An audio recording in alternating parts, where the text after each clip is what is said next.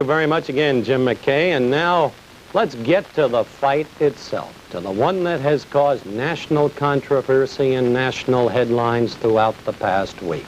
Let's go to the Central Maine Youth Center and fight announcer Johnny Addy. And the referee, ladies and gentlemen, the former heavyweight champion of the world, Jersey Joe Walcott.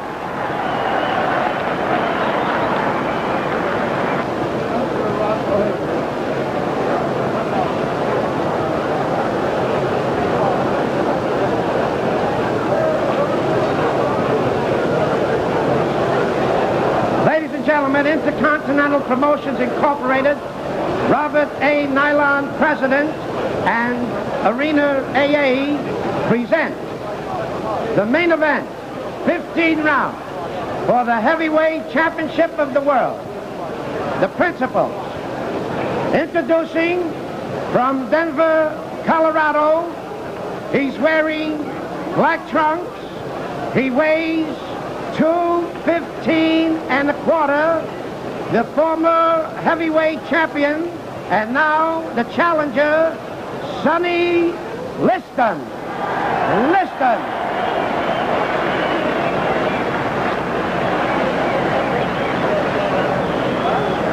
His opponent from Louisville, Kentucky. He's wearing white trunks. He weighs 206. The heavyweight champion of the world, Muhammad Ali.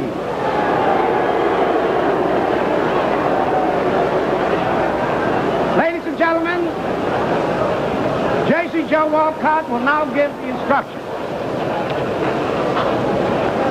Well, gentlemen, this is a match you both worked very hard for, and I know you're both in good condition.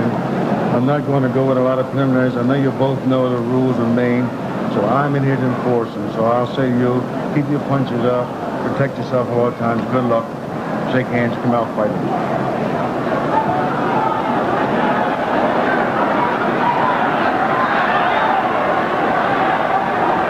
We're just about ready to go. Muhammad Ali saying a prayer in his corner before coming out to meet the challenger. And did you notice the way Liston was sweating under those hot lights?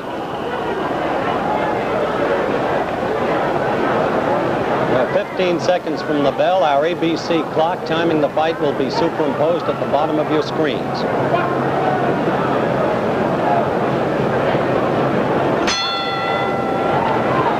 Here we go. Tactics the same as in the first fight. Established almost immediately. Clay moving consistently to the left, virtually in a circle. Liston relying upon the left jab.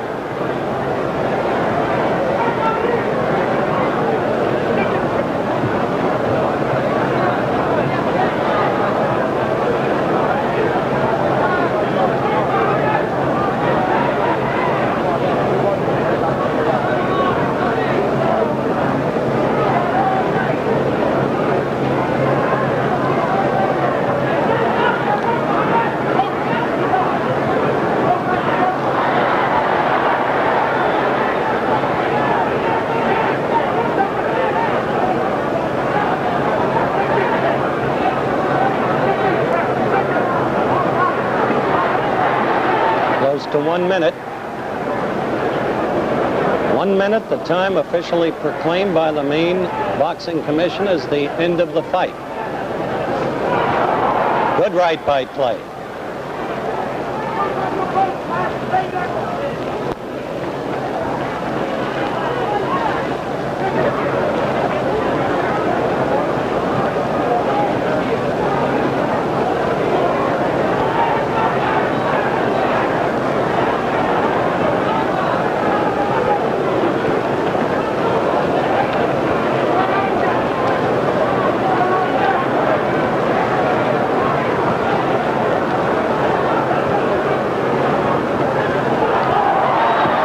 Did you see the punch? Did you see it?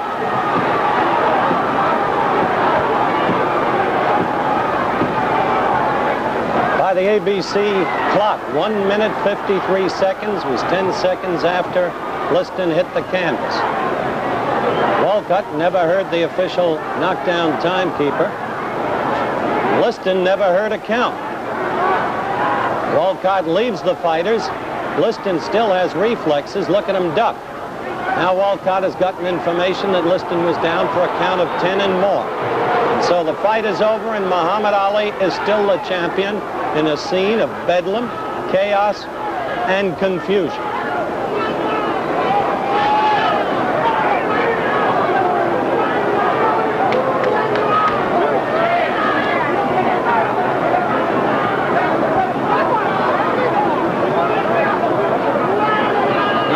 Confused is Jersey Joe Walton.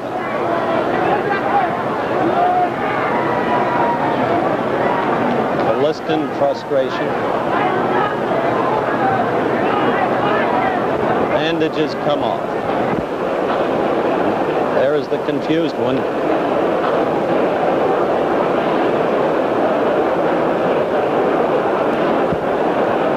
Champion adulation, interviews.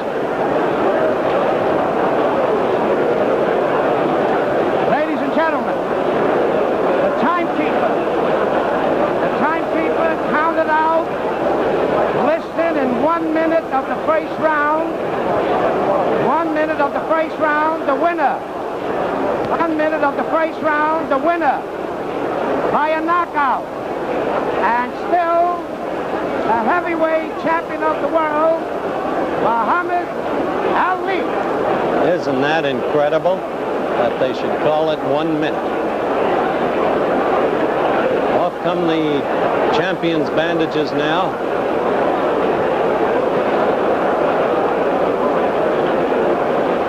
And the champion tells the press exactly how he feels about at least some of them. But you can hear the crowd chanting in the background, many young Bates College students among them. Now here he's going to talk with the other television commentator, Steve Ellis. Watch the game. All right, Cassius. Wait a minute now. Muhammad Ali, better known as Cassius Clay. Muhammad, what was the punch that won it for you? You're a real champion at this point.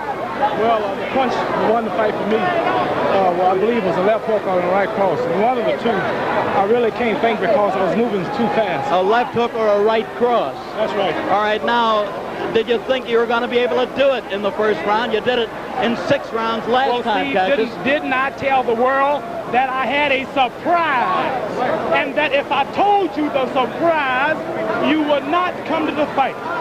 With me was Almighty Allah and his messenger, and I've been saying my prayers regular, living a righteous life, right. And as you see, what happened. Oh, wait a minute. Now, let me ask you this, if I may, Cassius. Wait a minute. Mohammed. All right, no, wait a minute. Okay, all right, Mohammed, tell me this. Did you think that Liston hit you with any kind of shot that maybe hurt you, any whack toward the body? No, he hit at my body, but he hit my arms instead. He hit your arms instead. I'm a little too fast, Steve, to be hit by slow fellas like you seemed very confident at the beginning. Why were you that confident coming out? I'm confident because Allah's with me and his messenger, Elijah Muhammad. All right, now, Muhammad, tell me this. What did you really knock him out with the left hook and the right smash? Well, I would like to see the videotape if you have it. All right, do we have the videotape? Yes, we do. Show you more. All right, we have the videotape, and let's try for viewers all over the world see what we had. Beautiful footwork. I was getting ready to come in there with a pretty right, but he was in the way. He was in the way. Yes, I must say this was an easy payday. My shape was so good, it really surprised me. I came in at 2. Now you're going to hit him. Watch closely. Watch closely. Is it a right-hand counter? You tell us what it is. I think it was a right-hand counter, not the left hook that you talked about a while ago. Well, didn't I tell you that Liston said in my poem, I want the world to know that I apologize. This kid is so fast, he can't be touched, you know. Now watch this. Watch closely. He's still the aggressor, at least moving towards you. This is scientific action, you feel. I'm a creative fighter, just taking my time and watching him knock him out. The man is a little afraid. All of this talk about somebody coming in the arena with bombs and machine guns scared him to death. It didn't scare me, but it scared him. Well, now, Bodini, there it is. That was the right-hand counter. Let's watch it. Let's watch it. A right-hand counter, as I saw it. Steve, you have never saw the real Muhammad Ali. I haven't had time to warm up yet. You haven't? I haven't had time to just sit down and let's look at it again. Now, that right hand was good. He aims toward the belly. He hit you under the heart there. Yeah, I didn't feel it. You didn't? No, let's watch it. I thank Allah for his messenger, Elijah Muhammad, for giving me the confidence to conquer all of this fear they tried to put in me here tonight. I don't want to overlook it. Describe this to us. Here he's coming towards you. He's moving in. You counter, I think. I know I just blocked that right hand with my elbow. See, you notice my guard is down. I can't be hit because I have split-second timing with footwork and head work. All right, now watch it. Here it goes, in my opinion, as I look back. Halfway through this first round, or a little better. He's off balance. I'm glad you're showing this in slow motion. I see why now. So fast, I don't guess you can see me in real action. You're too tough for me. You're too tough for me to see. All right, let's be looking closely. Long time in slow motion for this to happen. Who's he howling about? No. That's right hand. Right hand. The right hand hurt him. Right hand. Right hand. Watch it. What was it? Watch it. Right hand. Watch it. Did you think he was getting up? Oh, I knew he would fall early, but I wanted it to be about 3 or 4 minutes later. Why are you standing over him, I'm trying to tell the bum to get up and fight. People why are you doing that? Tell me why. That was ABC's exclusive slow motion videotape coverage of the fight. We'll be back with the knockout in slow motion and again from a different camera angle in just a minute.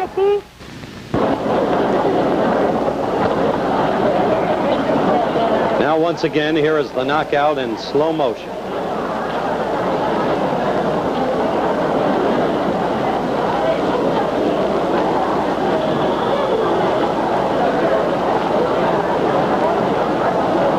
Just that time, you saw the blow cleanly.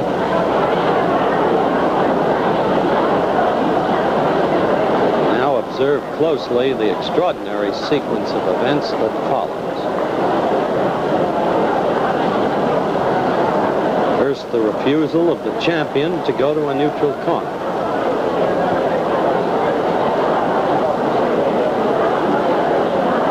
Now he apparently departs. Second, the attempt of Liston to arise. Apparently, he is unable to do so. Third, note the champion prancing about the ring. He has still not gone to a neutral corner.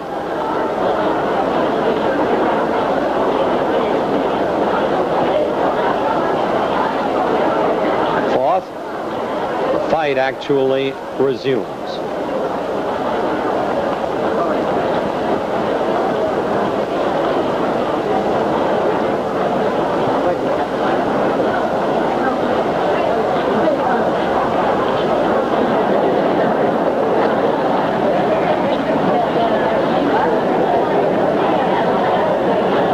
As it does, the referee departs to answer a call from the official knockdown timekeeper's corner. Sixth, Liston still has reflexes. Note the way he ducks the clay barrage. And seventh, Jersey Joe Walcott returns. He has been advised that Liston has been down for 10 seconds and more and declares Muhammad Ali the winner. And now at regular speed, here is the other camera angle we mentioned earlier. Play will be on your left as he renders the knockout blow.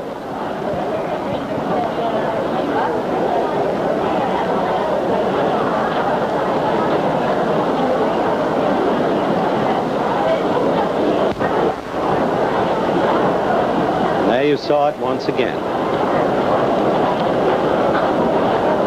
Now, before we go to Robert Riegel, let's listen to some post-fight comments by Liston and Muhammad Ali. What happened when you tried to get up? Do you think the fight would stop before it should have? Well, only thing I was trying to pick up the count. He was trying to pick up the count. Did you hear the count? Did you know? No, I didn't. You didn't hear the count? He didn't hear the count, didn't know what it was. There was no count, he couldn't hear it. Was there a punch thrown before the right hand? No. How powerful was the punch in your opinion? It was fair. How Hey, wait a minute. What is this? Said it was a fair punch. Sonny, did the punch surprise you? Clay says it was a new tactic to counter right. It was a surprising punch. If you had picked up the count, would you have been able to continue? Yes, I If he picked up the count, he would be able to continue. Myself, I think so. Yes. Well, I would say the #1 contender, Terrell, either one, yeah. Chavallo, either, but it don't make no difference. I'm in a position now where I can't squawk who's not. I might have to fight you. In the position now where he can't squawk and have to fight anybody. He seemed to be in good humor. Can you hear it, Leslie? Yeah. Ain't no use, ain't no sense of being in bad humor. Sonny, do you feel a disappointment at all? What actually are your Yes, feelings? I do. Feel real disappointed. I think it was because of my main point was to get him and get it over with. What was your plan? Were you going to try and get him early or stay with him? Well, I was going to stay with him. He got hit hard. I hit him with a punch that Jack Johnson used called the anchor punch. Stephen Fetcher, the old great Hollywood movie star, as I told you, he's working with me, and we were in secret training on something called the anchor punch. And this is a punch that Jack Johnson took to the graveyard with him. Nobody knew it but Stephen Fetcher, and it's a twist-like chopped right hand that is hard to see.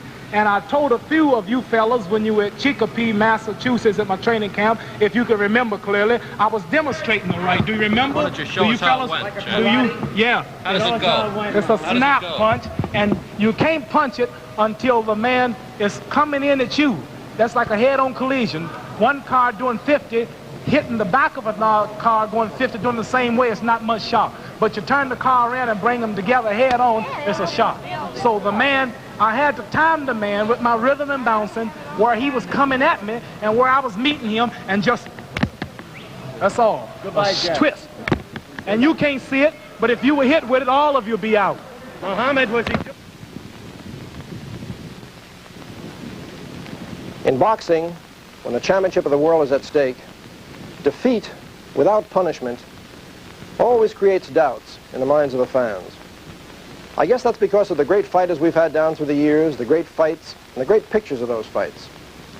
Like this one, the day Jack Dempsey gave a tremendous beating to Gibbons in Shelby, Montana in 1923. Or this one, when Rocky Marciano won his world championship in the 13th round with his tremendous right hand to Jersey Joe Walcott's chin. There was never any doubt about this punch or about Marciano causing the damage. Or in the two fights with Izza Charles and the tremendous punishment Charles took and Marciano's battered face. It was all there for everyone to see. But in Lewiston, Maine, in the last heavyweight championship fight between Liston and Clay, there was a great deal of doubt. This is the first punch of the fight. Clay throwing a right hand over Liston's left jab. This is Clay's second right hand, the one many people thought was the best punch of the evening. It caught Liston on the chin, but he kept on fighting. And this sequence shows precisely what happened and how the punch in question was landed. Clay was circling to his left, as he always did in the first fight and in this fight. Then Sonny Liston threw a 17th jab. He was short with it. He missed on all 17 jabs of the fight. You'll notice Clay's hands. Both his gloves are below his belt. He's circling to his left, on his toe, and then suddenly he brings his right hand up over Liston's jab and connects on the side of Liston's head. He's pushing off his rear foot. His power is coming all through his body. He has every intention of landing the blow. Liston crumples. His gloves come together. And now if you look at Clay's feet, he's swinging to the right. He seems to be off balance. But the punch has landed. And then he follows through with a left hook, but of course it misses as Liston goes down. This is the punch which so many people did not see. Another question is, for a man like Liston, who had never been floored before, how can one punch like this put him down, especially when thrown by Clay so early in the fight? There is one theory that's very interesting, and that's the karate idea. The idea that a fighter throwing a particular punch in a particular style as Clay can do, because he has this great balance, this great speed which you need in karate, and the fact of the twisting motion at the waist, which a karate fighter always has, and the way when you bring the glove up, you turn your fist over. The karate people call this focusing the punch. A hook is like this, a jab is like this, but a karate punch is like this. I don't say, or no one says, that Clay intentionally threw a karate punch or that he planned this punch, but because of the nature of his style of fighting, it's perfect for throwing such a punch. And perhaps landing here on Liston's head and throwing it in his style, which is natural to him, it was very effective. This could have done it. However, with all the slow motion tape, with all the high-speed film, there is one question to be answered, and one question which photography will never show. And that's, what about the integrity of a fighter, his courage and his skill and his desire to win? No camera showed it that night in Miami when Liston stayed in his corner, and no camera showed it in Lewiston. The immortals, Jack Dempsey and Rocky Marciano, will discuss this idea in a little while, but right now, the famous referee, Ruby Goldstein, and Howard Cosell. Thank you, Bob. And Ruby Goldstein is, of course, the most famous third man in the ring in boxing history. Ruby, you're in the ring. Guy gets knocked down. What do you do? Immediately, I see that the man that's caused the knockdown gets to a neutral corner, and in about 4 seconds, I'm back yelling the count into the man that's on the floor, which I pick up from the knockdown timekeeper. How do you hear it from the knockdown timekeeper? It usually comes to the count of 4. I hear it from the knockdown timekeeper in Madison Square Garden, the Bull Clubs, or where they hold the fights. There is a loudspeaker, and it's very easy to hear. But someplace I wound up where you couldn't hear it in some smaller clubs, and we just read the lips of the announcer. Lip reading. Right. All right. Have you ever in your lifetime left the fighters to themselves, one fighter on the floor? No, you don't leave it, and I feel sorry for Joe Walcott. He's a fine man, very honorable man, interested in a lot of good work, but he had a tough man to handle, a man like Clay who kept roaming around in the vicinity where Liston was, yelling to get up, and it was difficult. At the same time, we've got to be reportorial about this, Ruby. Let's have a look. We had a special camera following Walcott during that period of action there, or chaos, however you want to put it. And I'd like your comments about Jersey Joe as we run the film of the fight and see exactly what he does. Now, there's Liston down. Now we're going to be going to Jersey Joe.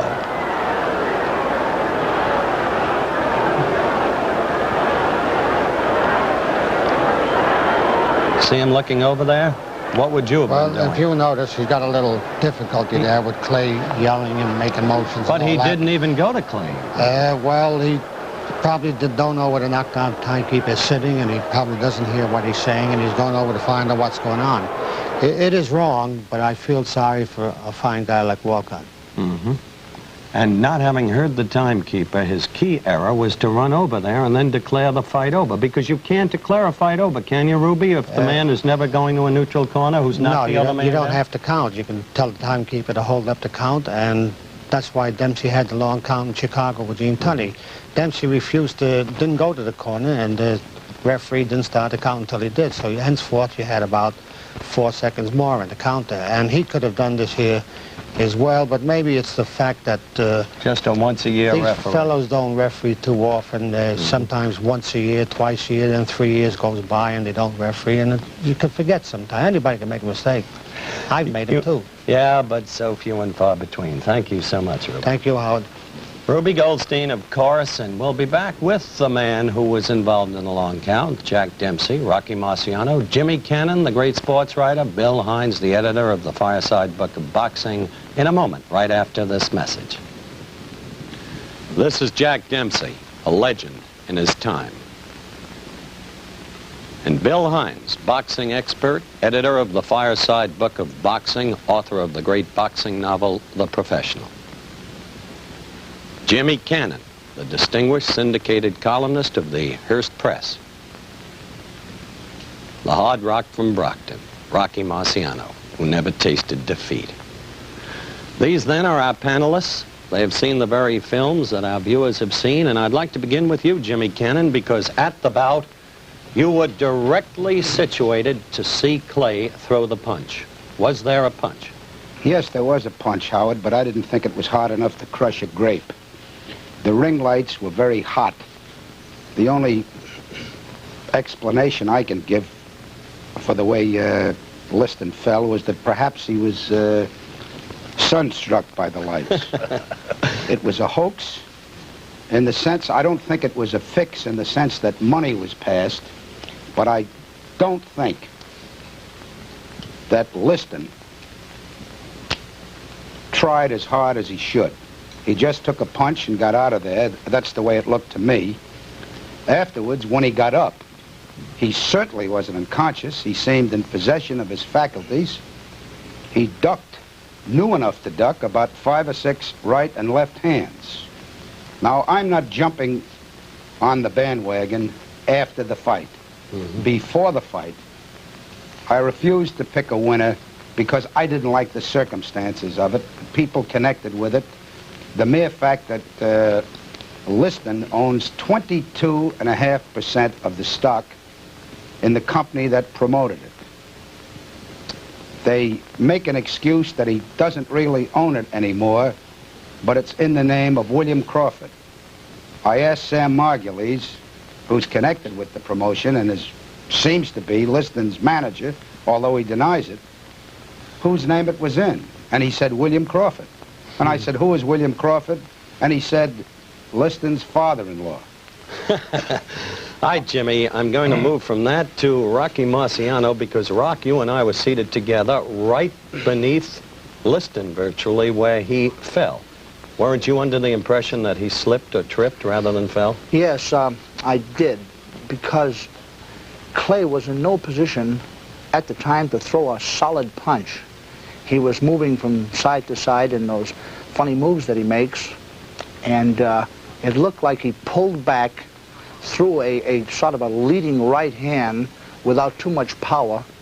But from the films, evidently after he threw it halfway, he then put some power behind it and did get in about 6 inches of punching power. Didn't you feel that Walcott thought Liston slipped or tripped? Yes, he acted that way because he just didn't start the count at all. Well, here's a good chance, gentlemen, for a break. We'll get to Bill Hines and Jack Dempsey in just a minute, so let's take 60 seconds out for another kind of sport, shall we? All right, let's resume and let's talk to the Manasseh Mauler, Jack Dempsey. Jack, you deliberately did not look at that fight until today when you've seen the films. That's right. What's your view of the films? Well, there's very little to see, except I saw the punch, and the list looked very slow, and there was so much confusion, you can't tell what was going on. You think it was a knockout blow? Well, I don't know how hard he was hit. Not being on the receiving end, you never know just how hard these punches do come over, but I did see the punch go over. Earlier, you were quoted as saying that you didn't want to see the fight or even hear it because you expected that this kind of thing was going to happen. Well, I felt that something could happen, and I didn't want to, if you can't say something good, why say anything at all? I didn't want to say nothing. All right, Bill Hines, you edited the very film that the viewers have seen today. You satisfied that there was a sufficiency of force in that punch to knock out Liston? I think the answer, Howard, rests with Mr. Liston. If he couldn't get up, I think he belongs in Rochester, Minnesota, where the Mayo Clinic is. And if he wouldn't get up, I think he belongs in absentia. Which is where he'll likely be from here on in. I think so. Billy, the thing that puzzles me is the documented record shows that Liston had never before been felled, and Clay had never before been a one-punch knocker-outer. Now, in the wake of those facts, how could this have truly been a knockout punch? Well, I think you'd have to understand Liston's entire physical condition, and we're not sure of that. We're really not even sure how old he is. He says he's 31, and we say he's 31 plus. Certainly he looked like an old man, and as the two pros here can tell you, when you get to a certain age, you just don't live under a punch the way you did when you were young. So I think that's a factor too, Howard. Well, Rocky, when you were not so young really in your career, Archie Moore decked you with a short right that only traveled about 6 inches, didn't it? Yes, that was when I missed him with my own right hand and had the full force going, and Archie, the clever man, just stepped back just about 3 inches and hit me with the best counterpunch you ever saw. And coming in and he coming in, I just went straight forward.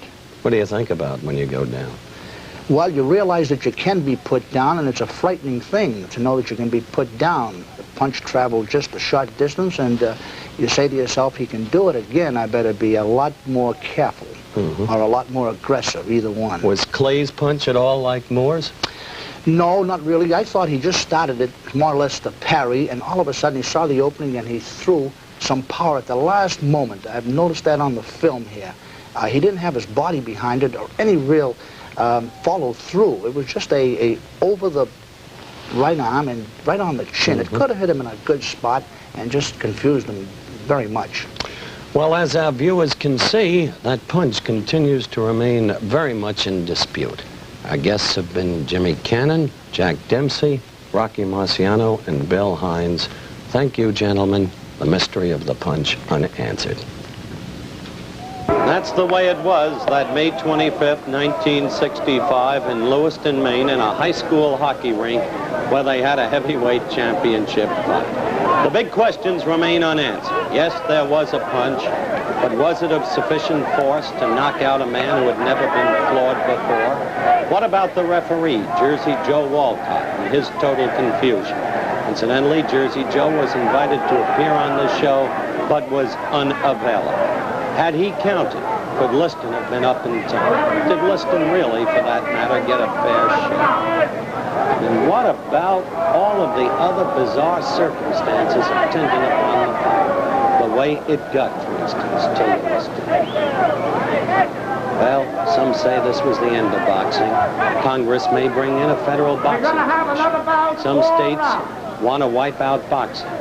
But this may, in fact, have been a new beginning, because Floyd Patterson now in Sweden says he's been promised a fight in the fall. And right now, there's a man in the ring, George Chavallo, and there he is, who wants to fight the heavyweight champion. He's ready at that moment. He may get the next shot. Indeed, this may be a new beginning. That's the story of the big fight, Muhammad Ali against Sonny Liston. What about next week on Wide World of Sports? Well, next week, ABC's Wide World of Sports will be at the Commodore Hotel in New York City for the World Pocket Billiards Championship. Luther Wimpy Lassiter will be defending his title against Joe Balsas. Lassiter and Balsas meet in the finals of this competition involving an outstanding field of America's pocket billiards players. Also next week, we'll present an outstanding topical event of international significance. So be sure to check your local listings for ABC's Wide World of Sports next week. The executive producer of ABC's Wide World of Sports is Rune Arledge. The Clay Liston segment was produced for ABC by Jim Spence and Jim Colligan and directed by Marshall Diskin, Bob Delaney, and John Sedgwick. Parachuting coverage produced by Jack Lubell and directed by William Bennington. Today's remote pickups were by ABC New York and Hollywood. Nationwide and worldwide travel arrangements for ABC's Wide World of Sports made through and promotional consideration furnished by TWA Trans World Airlines. Remember to check your local listings for ABC's Wide World of Sports next week. Now, this is Howard Cosell saying so long. The preceding program was pre-recorded.